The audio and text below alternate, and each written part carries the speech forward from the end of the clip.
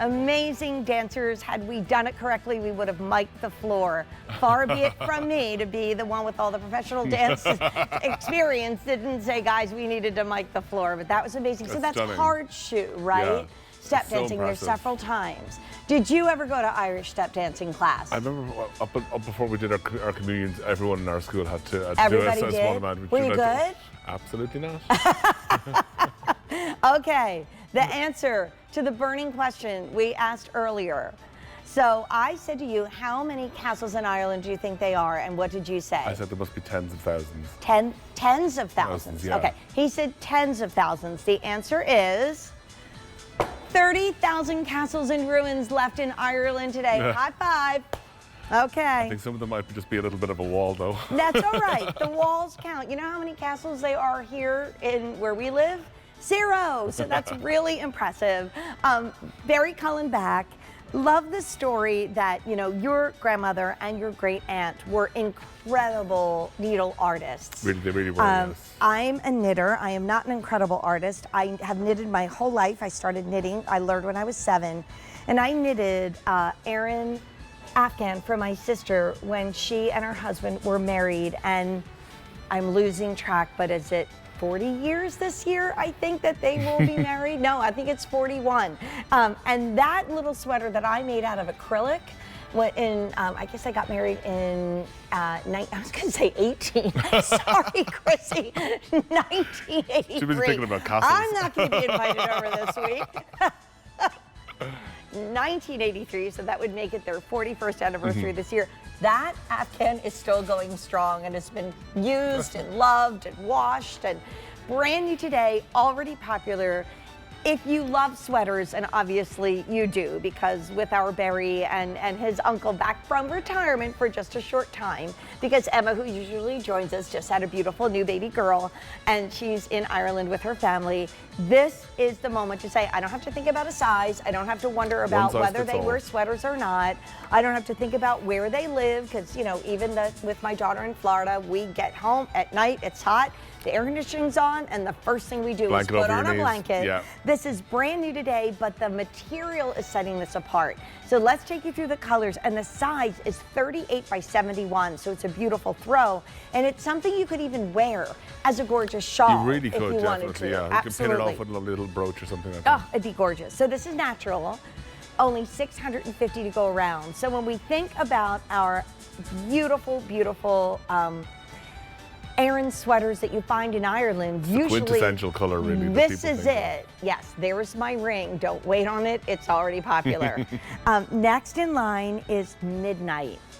Only 620. And you know, there is no midnight quite as dark as walking home in Ireland, because we're so, here in the States, there's so many huge big cities that you don't get the stars up in the sky like you do when you're in Ireland. That light pollution, you go outside and it's literally just, the only light really is the stars. Covered in stars, covered in stars. So there's your midnight, if you love your stars.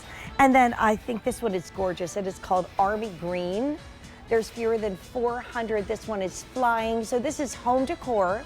I'll show you how you could wear it on you. But Barry, what's interesting, this is a new type of yarn. It is. That you said you've used a little bit, but I've never seen it so much. You just snuck in with the leprechaun. This is our first attempt at doing this for QVC. So really what we found that, like, when we all spent a couple of years, a lot more time at home, we wanted to have a little bit more comfort. We wanted to have a little bit of luxury because we were spending so much time in our houses.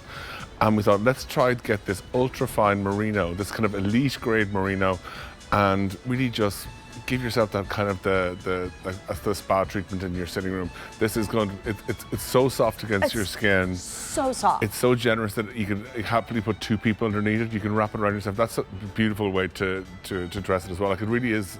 And it has enough weight that it will drape itself as beauty under the weight of the considerable amount of wool that goes into making it.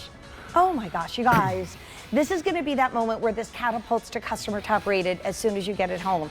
It's not a garment to be, you know, technically worn. It was really made for your home, but why not just throw this around and go out to the fire pit, or, you know, next year go to the St. Patrick's Day parade if it's a little chilly out, and add that Celtic brooch and just feel beautiful in it. Like, so good. Why not?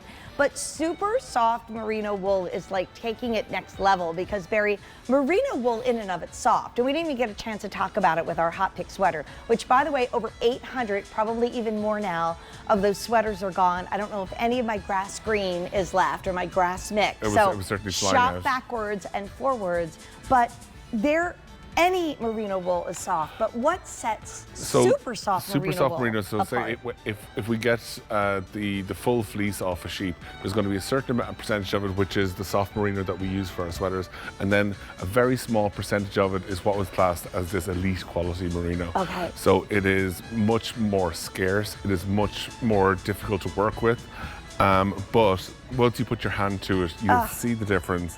You'll see this is something that you'll want to fall asleep under. This is something you want to curl up next to you with, and you can see we really managed to get some beautiful three-dimensional stitching from this wool, especially in the army green that's in there. You can see you'll really see the depth of the honeycombs on it. And there's I don't want to say the word sheen, because I don't want to give that wrong impression, but there is like a silkiness to this that is absolutely stunning. You want to dry clean it, you can spot clean it, but you taught me something the other day called air cleaning. Air washing. Air washing. Air washing. Yeah. Listen to this.